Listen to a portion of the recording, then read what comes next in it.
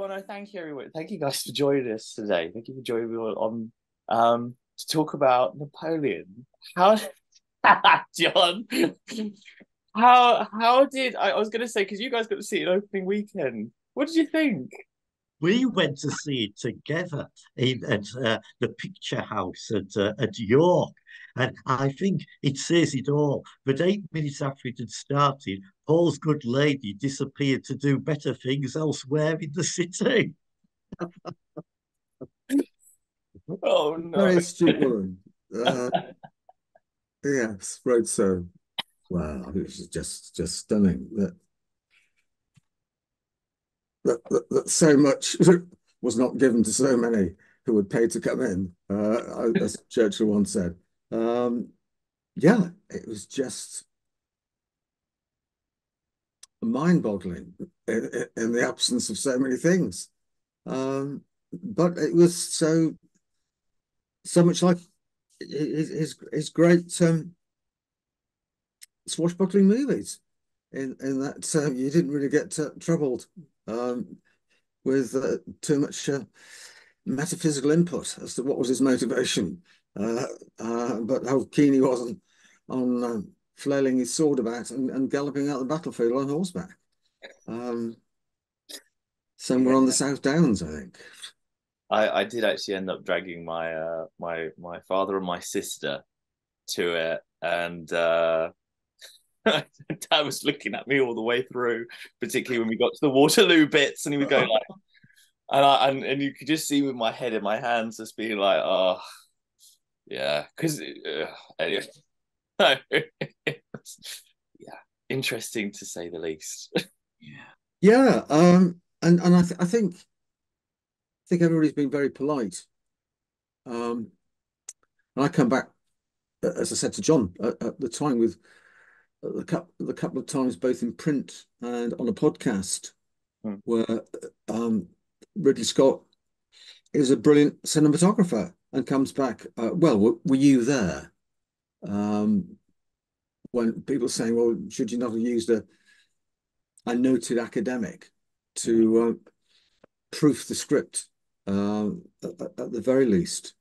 Um, and I just felt that the absence of context also um, made less of Napoleon's achievements by saying, despite all this, he achieved so much. Uh, and that's also uh, in these fashionable times, even with when people look down their noses and say, well, what a wicked fellow he was a man of his time. And although we might not approve of it all, we can at least admire the positive things that he brought to the empire and to Europe today. That's an interesting point you said about like the lack of context, Paul, because this was one of the things that struck me throughout it, and I want to see what your guys' thoughts on it as well. I felt Napoleon. I felt Joaquin Phoenix's portrayal of Napoleon was. I felt he had no drive as a character. I felt everything was people around him telling him what to do. Like at Toulon, it's his mum who said it's. He doesn't do it for his glory. He says it's my. His mum wants it. Then it's Josephine. Everything's about Josephine. Everything's about when it comes back from Egypt, not because the campaign's going horribly wrong and that things in France are not great. It's because Josephine's having an affair. And it's not, he doesn't seize the initiative on the 18th Brumaire. It's Lucien. And Mm. Talleyrand makes him emperor. He goes like, oh, I don't know. And I felt that then it was this weird disconnect between later on with that kind of, oh, I'm just kind of bumbling along. And then I'm a man of destiny and I have a destiny. I don't know what you guys think about that. I think that's very true. I think that you've got this situation that Napoleon is the real Napoleon, if I can put it like that, is very, very wise. He plays the child of a revolution. He's written that thing that we talked about on the first podcast, that revolutionary pamphlet, because he's can see the way it's going, the Sucre Beaucaire. And yes, the film doesn't show what makes this man someone that everyone wants to see and everyone wants to respect, and how he has all this charisma. It's a very one-dimensional, I'm not even going to say two-dimensional, portrayal of Napoleon. And I thought it was, did we get any, did we get any closer, as you say, to what motivates Napoleon? No. Did we get any closer to what makes this relationship between him and Josephine tick? Answer no. The motivation and the drivers of Napoleon are just, not covered at all in the film. What do you think, Paul? Well, the problem is, I think you get to the point just in terms of the film as a medium. Um, it's very hard to know whether it's a mission when we, as you say, we learn so little about his attitude to life, and we know that he's um,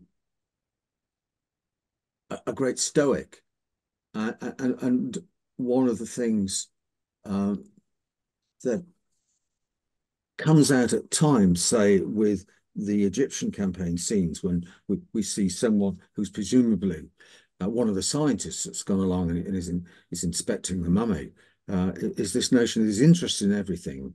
And um, one of the things that we see in his correspondence, it's that for him, one of his watchwords is activity, work. And how when he takes over at Toulon, how surprised so many officers are that when he says, I want this doing and I want this doing, and next day he's saying, has it been done? And he's already moving on to other questions that he has of both the civilian staff and the military staff around him. And I didn't feel that we got a sense of his character that he developed. And again, this comes across in his correspondence, doesn't it? That he developed this attitude when he was thinking about strategy on the battlefield. He was thinking about strategy on the battlefield. But if there was a pause and he knew that for the next 2 hours he was to do nothing whilst troops marched to the appointed places, he might actually deal with other matters, some of them civil. And there's one or two famous instances of him being in Russia, I think, and dealing with correspondence to do with a girls' orphanage, to do with the questions of taste in the theatre in Paris.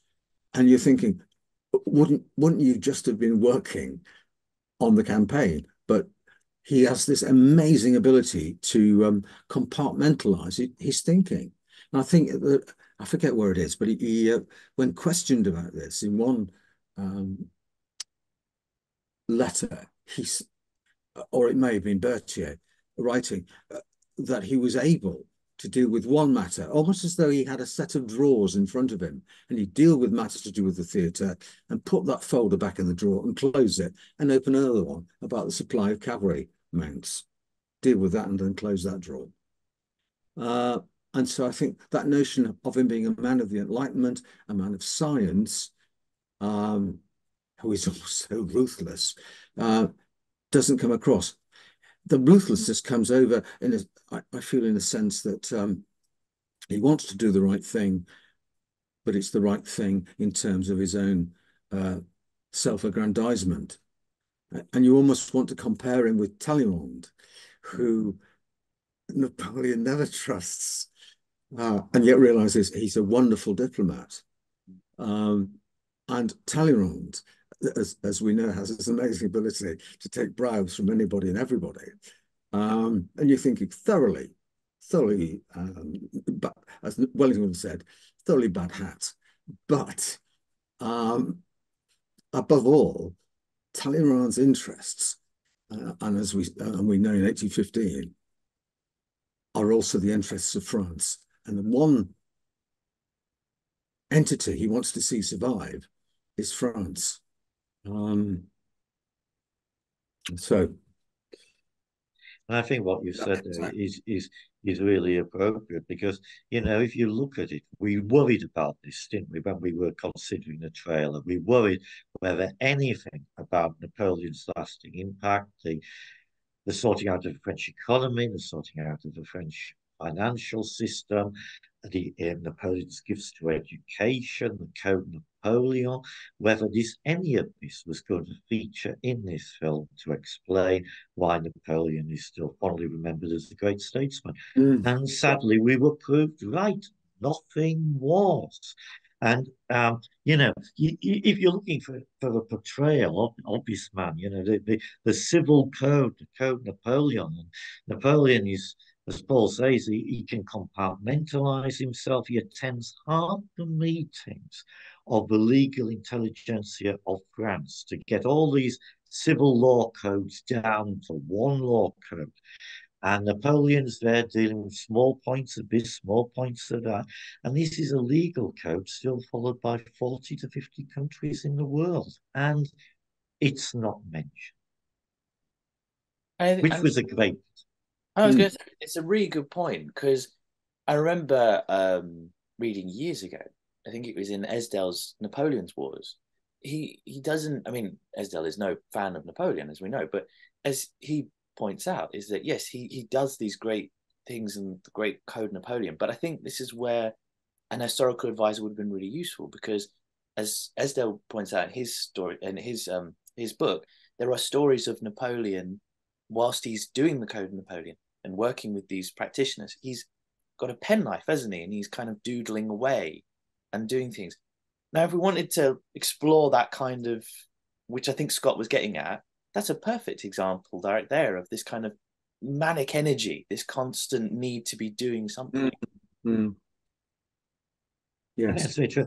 And the sad thing I've been picking up by just looking at various things is he does tap into an Oxford historian. I may have got it wrong, maybe Michael Gross.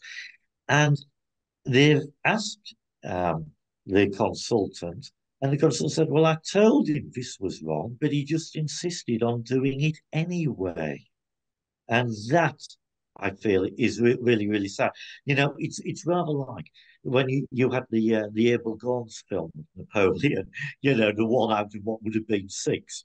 And the subtitle is the view Abel Gaunt's. In other words, Abel Gaunt's take on it. And it'd be so much better if Ridley Scott had, in a way, put that underneath his epic so that nobody thought this was authentic. It was just his take, full stop. I'm not claiming this is authentic. And one of the problems I had was there's nice touches of authenticity. I mean, I was saying to Paul when we saw it, and you get sucked into, oh, he's done this. That's clever. I know what he's going to do here. He must really have worked at the authenticity part. And one of the things is you get the Black General who appears in the film. He's never introduced at all, but you automatically know that this is Alexandre Dumas's dad, who does turn up on the Egypt campaign, and then he and Napoleon fall out. He's incarcerated, and he's supposed to be, in a way, the prototype for the Count of Monte Cristo in Dumas's novel. And you're left thinking, he's put him in. This is great. And, Talleyrand, he's got a problem walking. And, of course, the actor there appears with the stick and a brace on the leg. And you think, this is clever. He's done his homework here. This is going to be fantastic.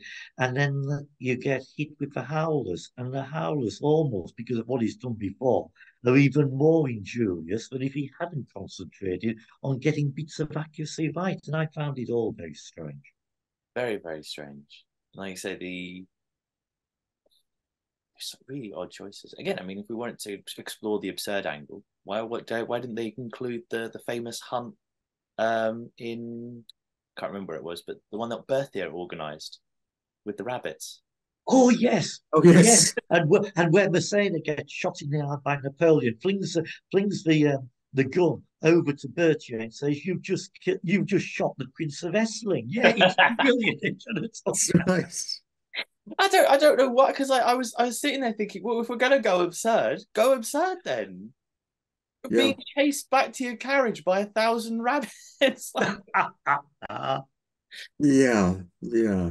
Yeah. it's very And yeah, it just permeates the entire movie. Unfortunately.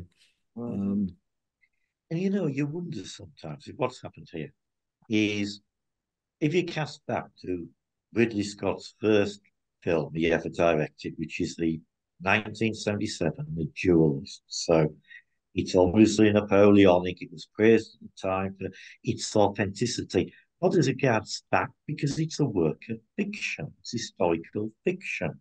But it was praised quite rightly for attention to detail, to uniforms, to swords, etc., etc. But it's a work of fiction. And in a way, Gladiator is the same. You get historical characters, but that's as far as it goes.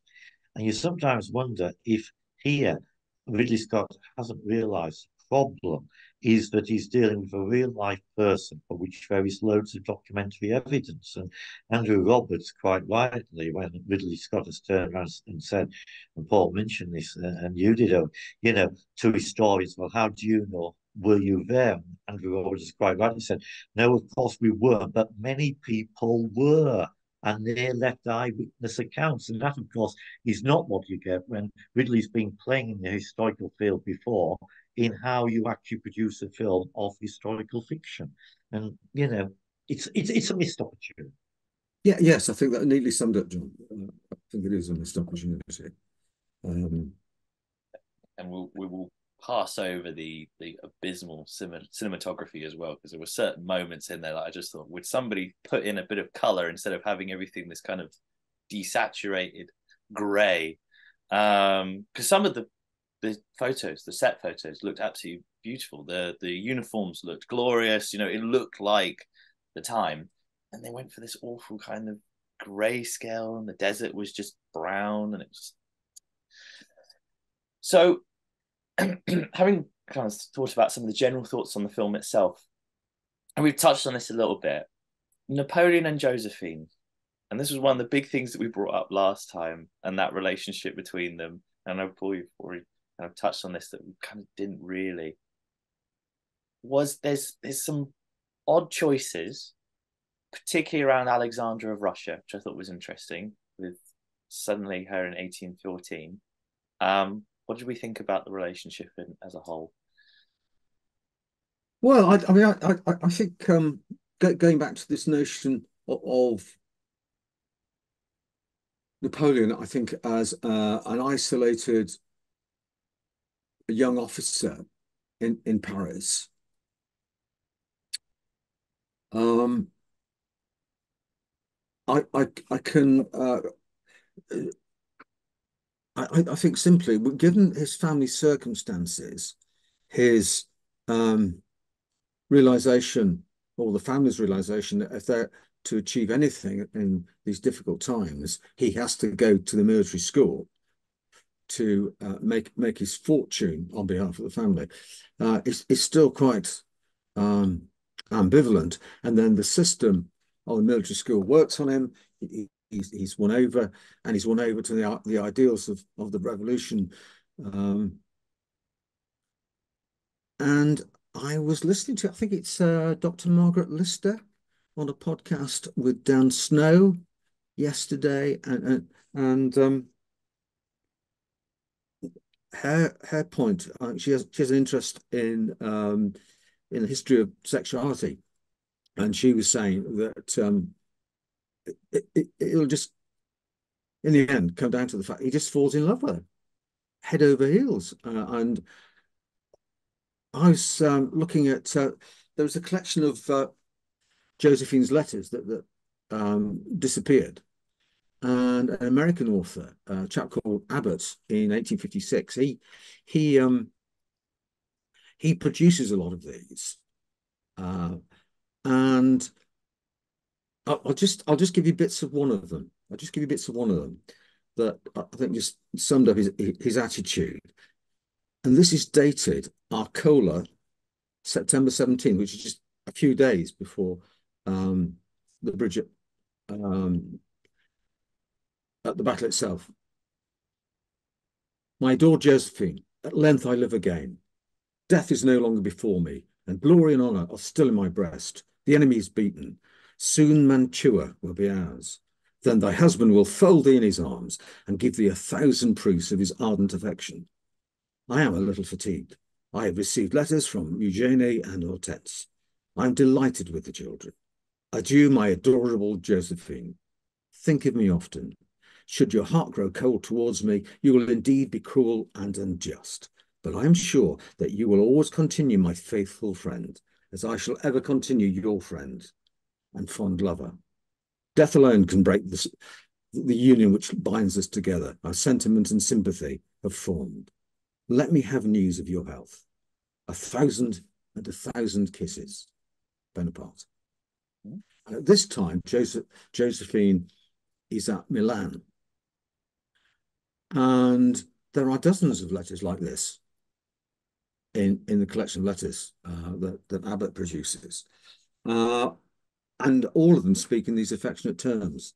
Lister also says that, that there are some that are even more explicit in Napoleon talking about his sexual relations with Josephine. And this goes right across them. And whether or not his final words were France, the head of the army, Josephine, I could well imagine that there would have been, even if they hadn't been supposedly recorded. So I think he's head over heels in love with her. He had, previous to her, formed 2 minor attachments, one of which was conducted through correspondence just before he met Josephine. With the collapse of the Terror, her release from jail, as we see in the movie, going to the survivors' ball, you wonder, as an intelligent and sophisticated Parisian hostess, what she saw in Napoleon. It could have been a rising star, couldn't it? Because, of course, she's also having the affair with, if you like, Charles, the young junior cavalry officer at this time. And Napoleon continues to send letters like this almost on a daily basis. So there's that. But I also think he fell in love with her and realized that she was a sophisticated woman, that she had a certain aristocratic cachet that would help him in society. Because we all know that he could be awkward. It becomes more imperious as it becomes more imperial in his social relationships. And I think he sees that as well as a great asset to him. And of course, there's the unspoken point that we expect, or he expects, that they will have children to establish his dynasty. And I think that those are the 3 factors at play here. And I think that is put over very well. I mean, there's been reviews that I looked at in the Times, the Standard, and the Guardian, and there's been a couple of throwaway comments. Well, this movie shouldn't have been called Napoleon. It should have been called Josephine. Or you could have filtered out all the unhistorical stuff and just concentrated on the relationship between the pair of them. And I think that relationship is fascinating. And I think it just, again, shows him away from the military, away from civil government, away from this very furiously work-driven approach to the rest of his life. So yeah, that's my those are my thoughts on their relationship. I think it would have probably made a more coherent narrative, like I say, if it was based more on Josephine. Certainly with the grand strategy angle, because there were certain points where it was more confused, and it would have been a far more interesting movie, seeing it from her perspective, and kind of getting those snatches of what's going on outside of France. Very interesting. Yeah, John, what do you think as well? Yes, I find it very, very interesting. On you know, she has that line in the film that they've given her, you are nothing without me. And you are left wondering, well, the film doesn't actually show that at all. And Josephine, as Paul says, the relationship, she gives him a stunning social um, person who can basically handle a court. And if you're wanting splendor and you're on a bit on the gauche side, which Napoleon is, he is someone who brings style, who can pioneer the empire style of dress, as it were, who's got her own court of about 90 odd people, um, who can carry style off in, everywhere in Paris. So, but when you are trying to become the accepted head of the French state as regards the European monarchs, you've got someone beside you who has actually got, in a way, regal style. And that doesn't come over at all. And, I'm not thinking that, when you look at Malmaison, where they actually go, and that's in a way their sort of, I'm going to call it Paul, weekend retreat, for want of a better phrase. But that's where they escape from being under the public eye, which they are when they're in Paris and elsewhere. And if it hadn't have been for her, I'm not too sure how well he would have coped with the external projection of power to the world, as distinct from the external projection of power via the army. And that just isn't covered at all. And there is a little bit, and I think it's in Zamoyski's book, where she gets herself involved in this corruption. And it's while Napoleon's off on the Second Italian campaign, and he's come back, and at the time of just before becoming first consul, he's really uncovered a major plot for corruption in the army, selling of contracts, selling of promotions. It's not like the Duke of York and Anne Clark all over again. And he gets rid of those people. And imagine his horror when there he is on the Second Italian campaign, and he finds there's another syndicate selling commissions and army contracts. And lo and behold, two of the people involved in it are Josephine's lover, the young cavalry officer, and awfully Josephine herself. And somehow he's got to handle it because, he's portrayed himself as the clean of the clean. And now his own wife's profiting from war contracts.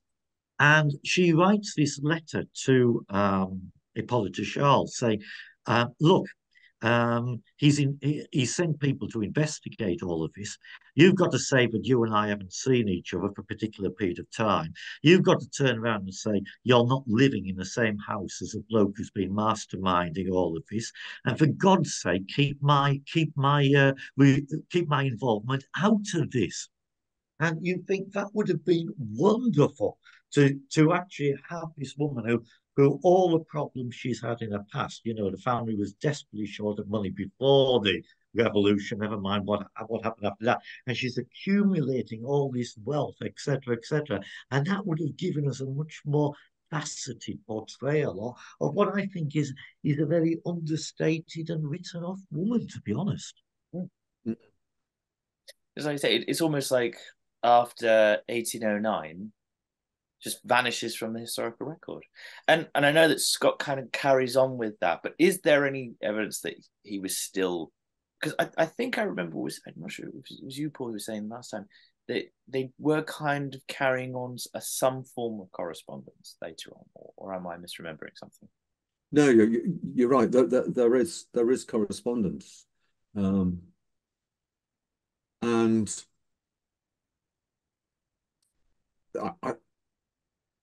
I think there is more of a formal state-sponsored relationship between Napoleon and Marie Louise.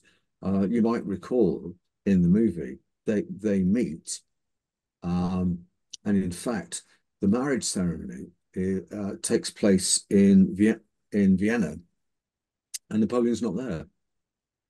I thought, is it Berthier who stands in for him? Could be.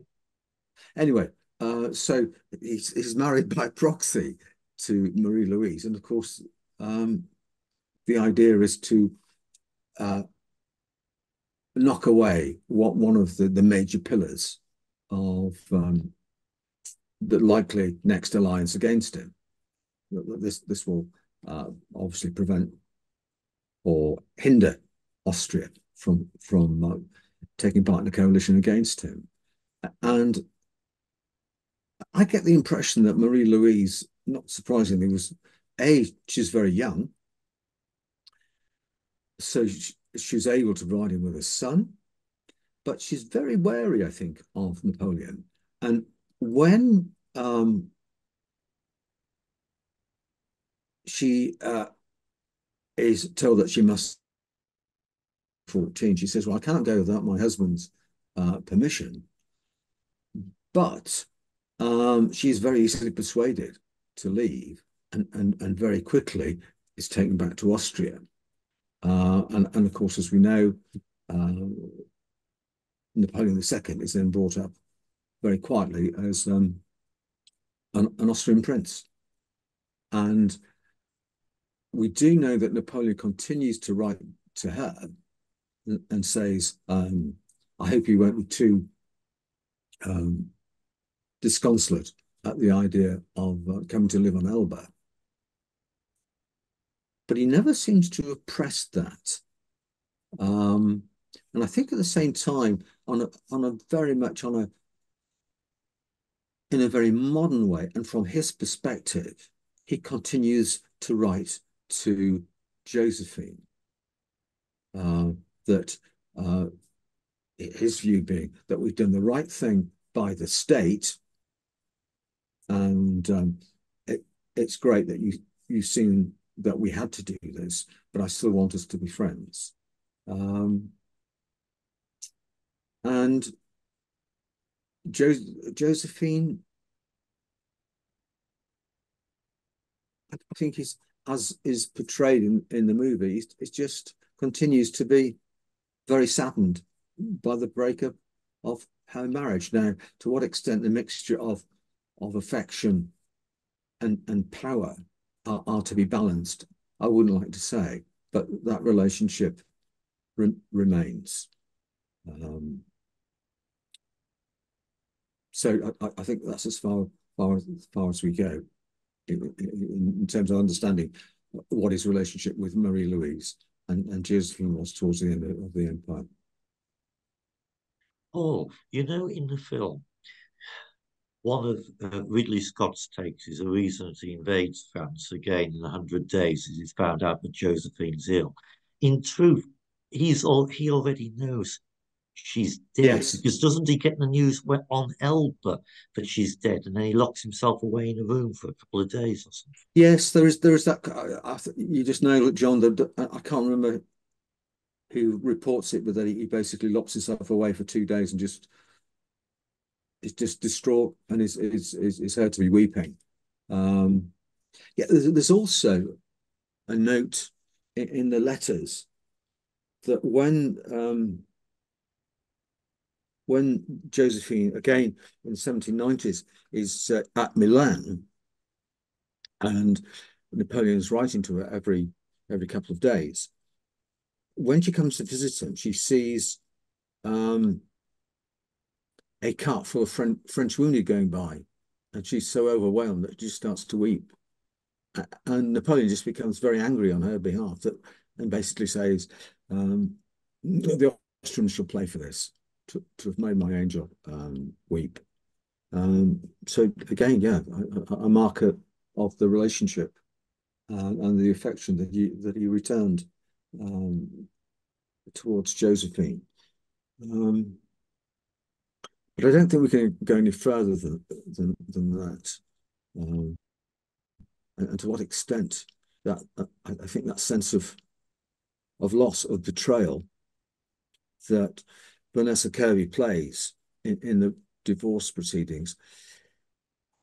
Yeah, I don't know enough about that to be able to comment at the moment. because we have this notion again of Napoleon being the stoic and saying, what I can do for myself, I cannot do when matters of state are involved. I have to do the right thing by the state. Yeah, I'll stop there. It's two fascinating examples right there of things that reveal very clearly in that instance that juxtaposition between personal desires and the desires of the state, which you just missed opportunities where you use that balance between, because that's like you say, I feel that's the whether you agree with Napoleon or not, whether you see him as a proto dictator or anything like that, at the end of the day, that's his story, isn't it? It's that personal ambition wedded to this concept of honor for the state, and how do you balance those two together? It's a shame it just doesn't come through. Yes, yes, and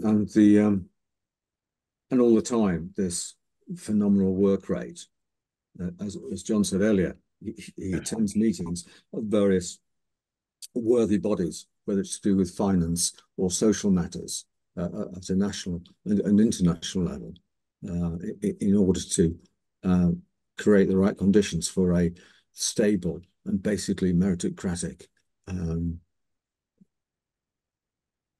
empire-wide political system that all the time the ancient regimes, including our own, are attempting to beat down. And it's only at the end, as we get towards Waterloo, that he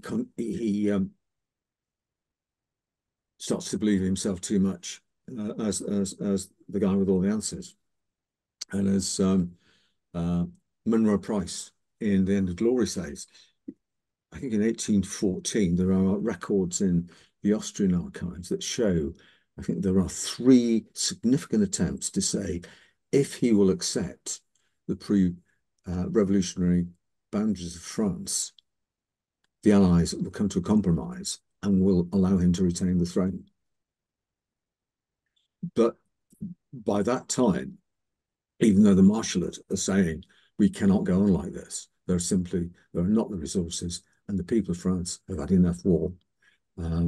He still thinks, well, politically, all I need is one battlefield victory, and I can have the upper hand in diplomatic negotiations.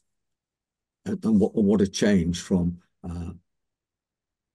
the younger man as battlefield commander, still employing what he was doing in the 1790s into 1814, where it's no longer applicable as a temporary head of state on the decline.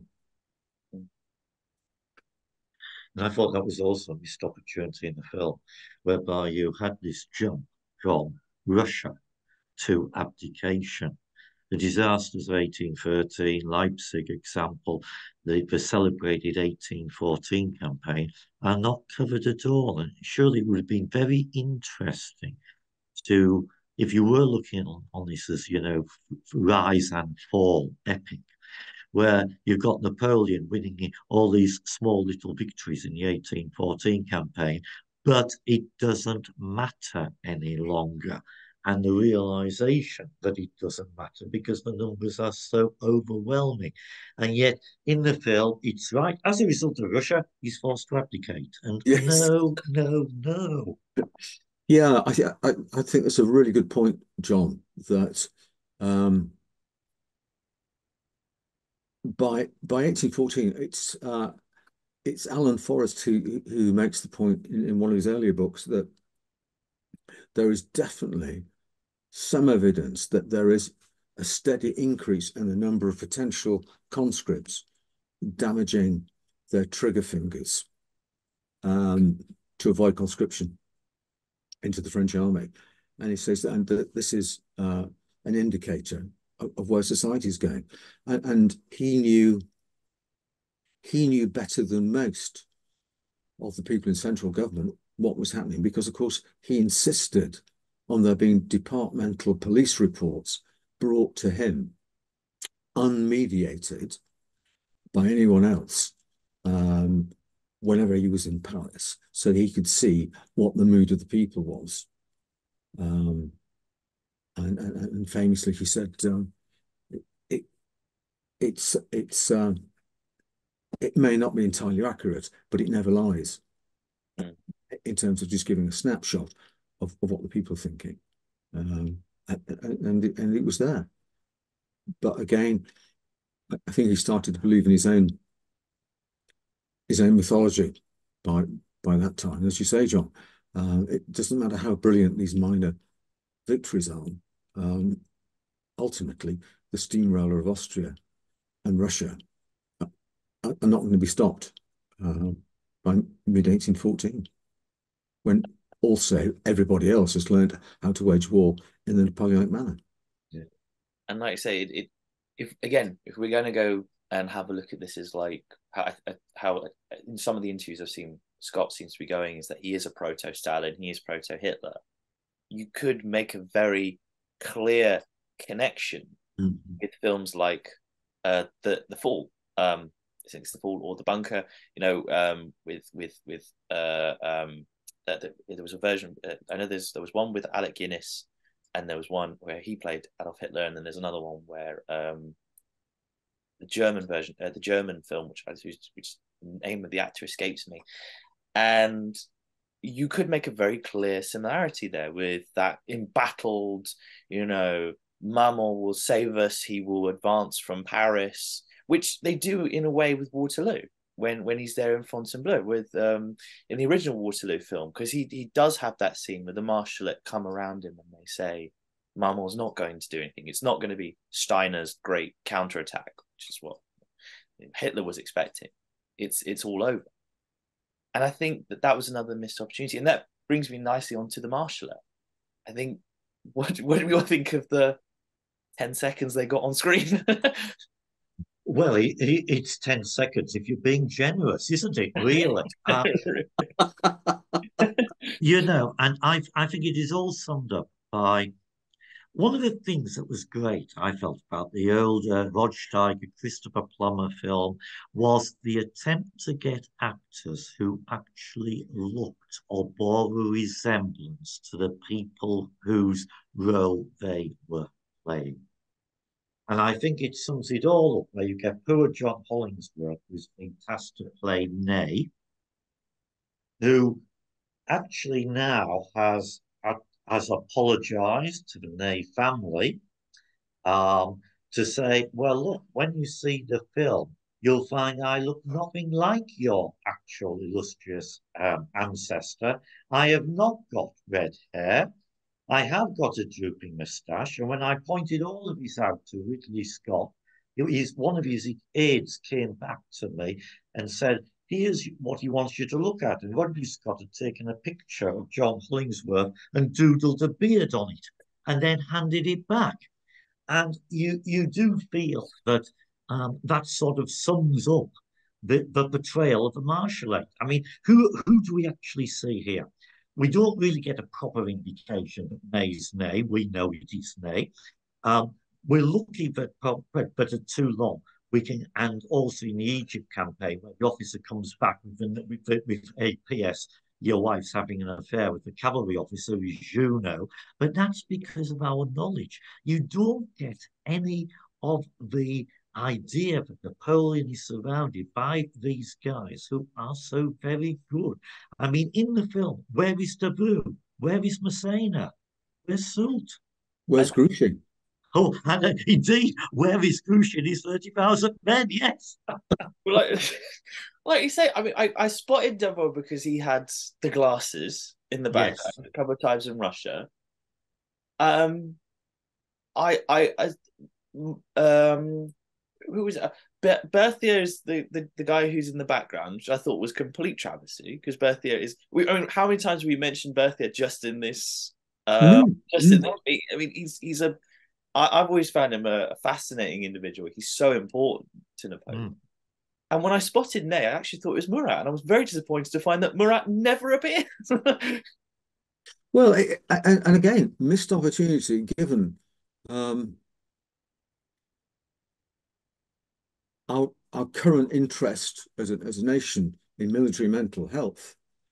When you think what opportunity to show the effect of the wars on Ney the man, and clearly, as one or two people have written previously, the man suffering from what we would say is PTSD, and then to also see yet again Napoleon's desperate actions, in coming back and not realizing that the nation really has had enough and does not want this campaign, despite elements of the Parisian peasantry supporting him and elements of the army supporting him. Beyond that, everybody isn't looking, as Napoleon claims, to look to their riches and their chateaus. After 20 years, people have had enough of what seems to be, even though there were periods of peace throughout the seven coalitions, what seems to the people of France to be seven coalitions of war, people have had enough. And we don't get to see the fractured nature of Ney's mind. And so to me, as you say, the actor appears to be almost as though he's the senior ADC to Napoleon, and not, as we know, he's actually the battlefield tactical commander. And allied to that, we get this improvised scene of Napoleon in his campaign tent. He's not outside Caillou, his physical headquarters on the day. We don't see the buildings or something representing the buildings of Hougoumont on the Waterloo battlefield, or Les Saintes, or the crossroads. And neither do we see the horrendous journey that the Prussian army, fueled by the spectacular moral courage of Blucher, saying, things may have gone badly for us in the pre-Waterloo battle at Ligny, but the one thing that now matters is that we go with 3 of our 4 component parts of our army and we march to Wellington's aid. Nothing else matters. And if we sacrifice the 4th part of our army at Wavre to hold back Grouchy, that is a price, awful though it is, well worth paying. And we get none of that.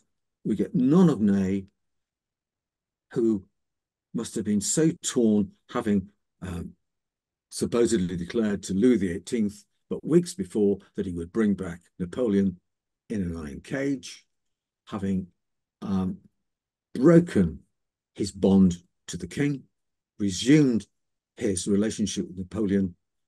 And what do we see at the end of it all? As we know, that he demands to be tried by a court of his peers after the campaign's over. Well, in fact, he needed to be given some sort of help. And in fact, being shot was possibly an alternative, possibly to him taking his own life. And that would have been a very sensitive point to be made about the effects of long-term war on soldiers' health. But instead, I think the guy looks like, to me, the guy looks like, with those moustaches, he looks to me as though he's the front doorman at a grand hotel in central London. And I think picking on what you said there, Paul, if they'd have done this, whereby they'd have actually, the years where the French army is being built up, the triumphs of the Marshallate, etc., and then over a period of time, the marshals turning round, you could have had that celebrated thing at Borodino, now's the time to send in the guard, and Napoleon refuses to. And you could have then had this stuff where Napoleon then abandons the army and the marshals have to see it through. And then you get the 13 campaign. And then we could have had a much better standoff at Fontainebleau as per the old film. Yeah. And you could have seen these people who were supporters then going, this isn't right any longer. And it would have helped also understand the charisma of Napoleon about still going on. And in a way, as Owen says, you're then into the last bunker mentality with Hitler, aren't you? But again, it's a missed opportunity. Yes. Yeah, I think you're right there. I think we've got to be careful to not raise too many comparisons with that foul man Hitler. Otherwise, I think it's too easy to steer Napoleon's character the wrong way, I feel. Very, very true. I thought I mean, other things on Waterloo, of course. Well, there are the earth ditches that none of us knew existed and the earth fortifications. Over the top, lads, was said at the time, apparently, in the film, and of course, there's no factual evidence of that. I thought for a moment, we're back in 1914 all over again. Well, I noticed in the online comments to the Times that there was one that said it did so remind me of the Somme in 1916, and I thought, unfortunately, you're right. Yes, and why there had to be so many Union Jacks stuck in the ground when we expect to see no standards used by the British cavalry, and two standards carried, the regimental standards carried by every battalion of infantry. But to see dozens as though almost it were an international football match did seem a little strange. It was very weird. You know, you looked at it, and apart from him condescending to show Blucher turning up with, as Paul says, no emphasis on anything about the wonderful things the Prussian army has done, but more in a way, there you are. This is a British football team out there. You know, it's all red uniforms, whereas the army, as we all know, and we've gone through this time and time again, is 33% British. We've got the Nassauers, we've got the Hanoverians, we've got the Brunswickers, we've got the Belgians, we've got the Dutch. None of those are portrayed. Mm, And I like you say, I also was sitting there thinking to myself, gosh, I didn't realize that that France was we were also fighting France in the First World War. That's a new one to me, particularly with the amount of trenches that were there. There was, of course, the magical Baker rifle with the telescope that could shoot 1,000 yards and managed to hit Napoleon. And my favorite bit was the Prussians come the wrong way. They come from the west. Yes, they do. They do. Yeah.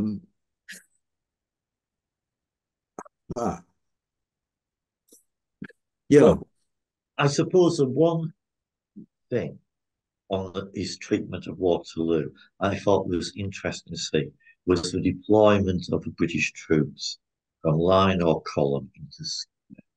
And I thought that was nice to see a portrayal of how military formation might work.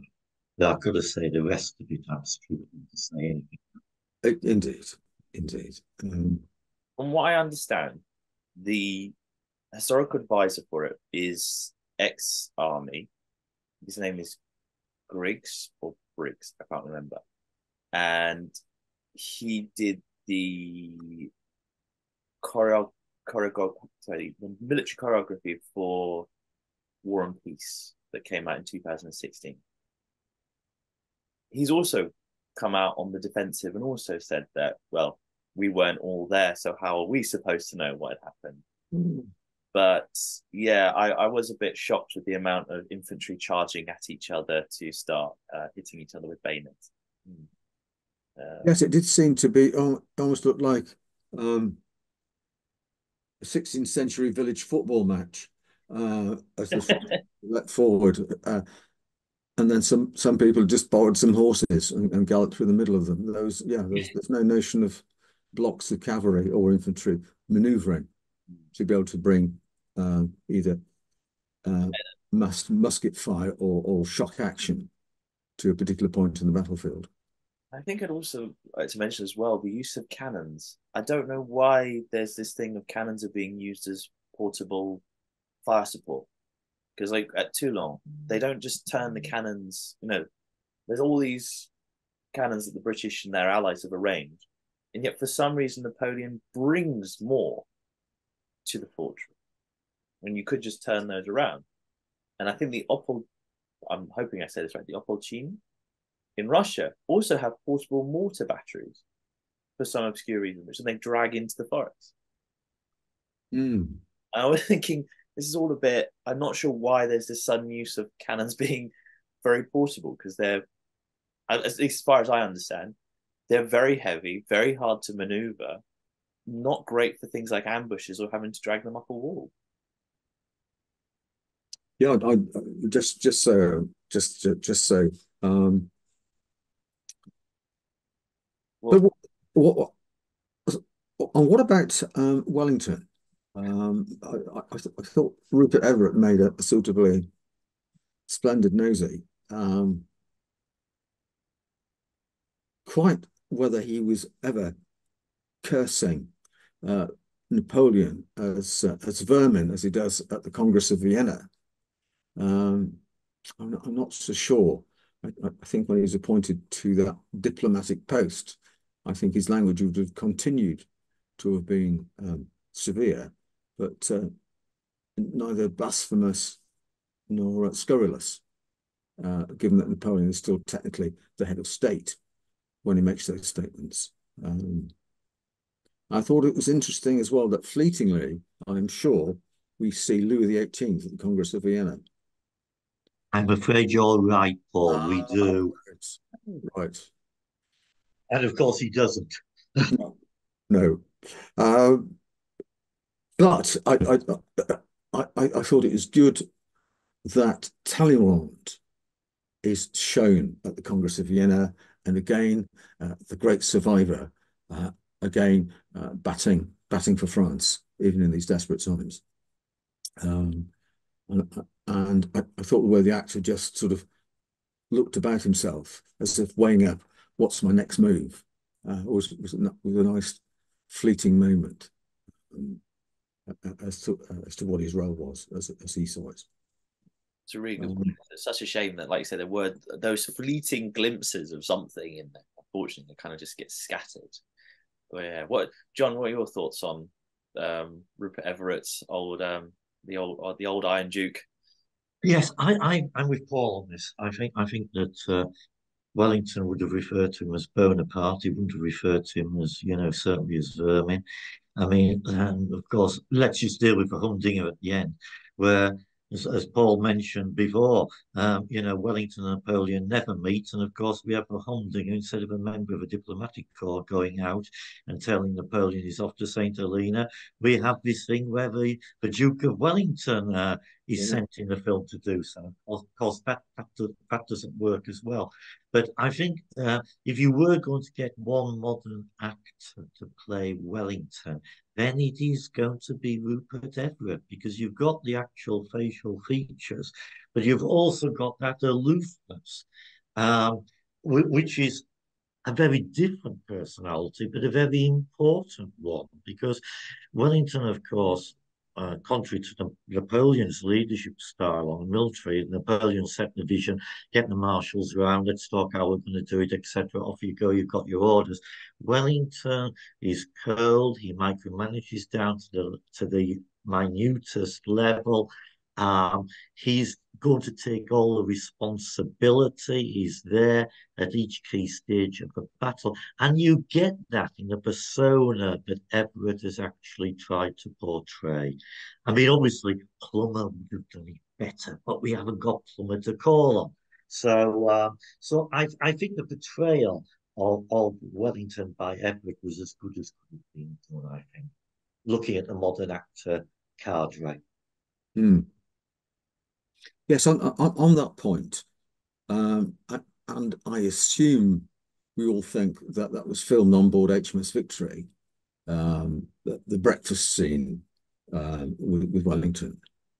I can confirm that because Gareth said to me, Gareth has made the point he's not going to watch this film out of principal purposes, but he was down at Portsmouth and people told him that they'd actually used the cabin on Victory for that. Right. Because what actually happens is that when Bellerophon anchors off Berry Head in Torbay, the man who masterminds access to Napoleon is not Wellington, as John's already described. It's actually Admiral Lord Keith.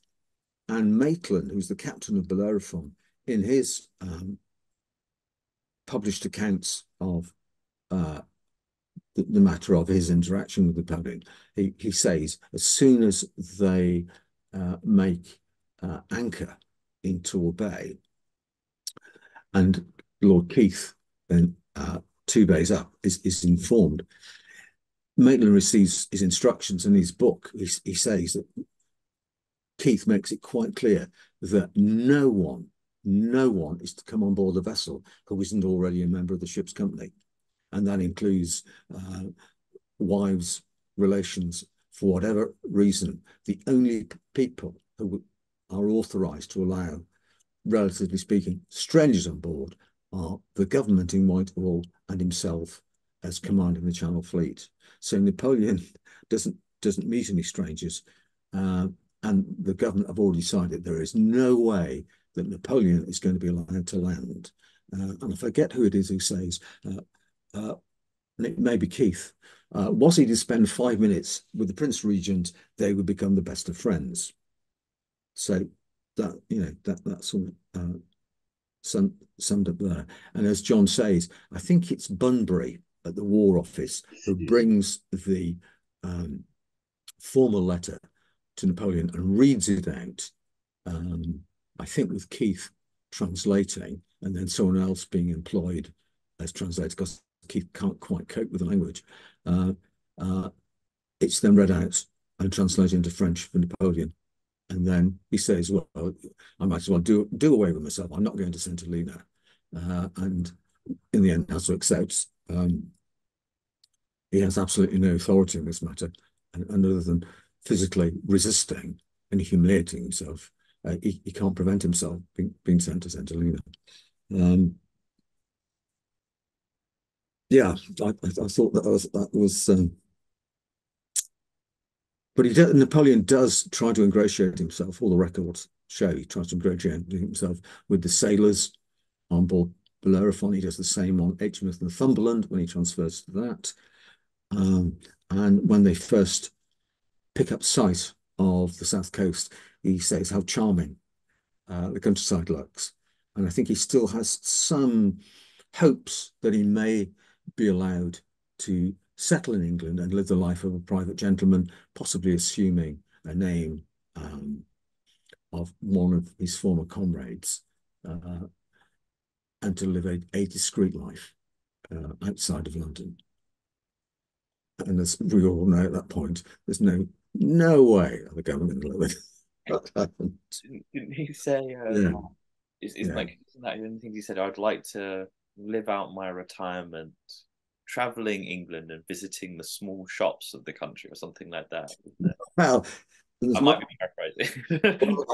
But, you know, it's no bad thing to try and get to know those shopkeepers. Is there?